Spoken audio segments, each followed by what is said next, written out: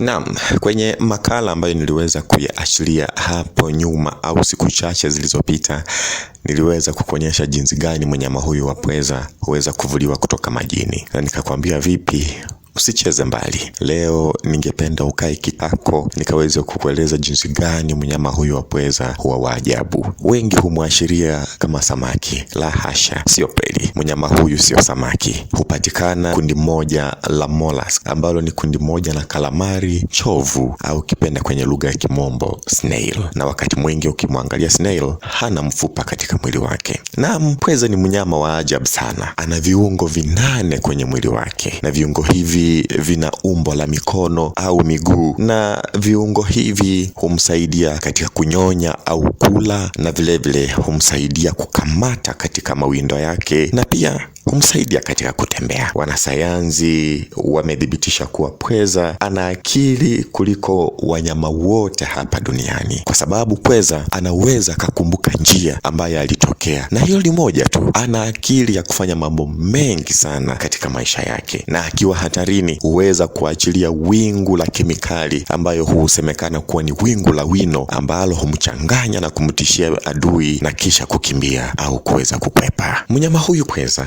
ana maisha mafupi sana duniani wakati mwingi, na wengi huishi mwaka mmoja au ameenda sana miaka 2.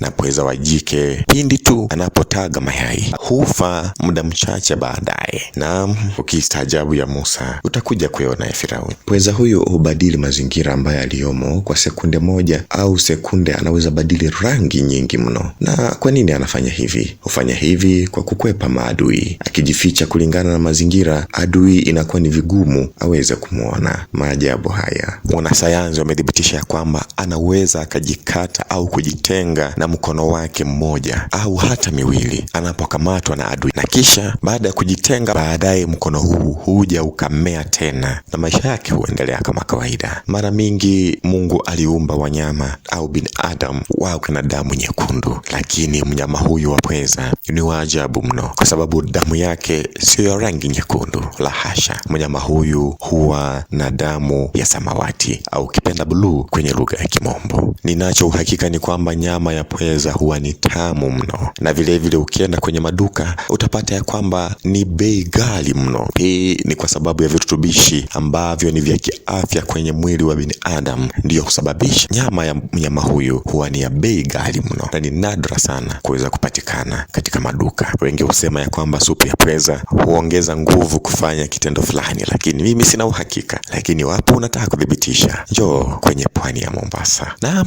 nitakomea hapo kwa sasa. Zidi kutegea, nitaweza kukuandalia makala ya wanyama wengine wa kiajabu hapa duniani, na ni maajabu ya Mungu. Yote yameumbwa na Mungu. Asante.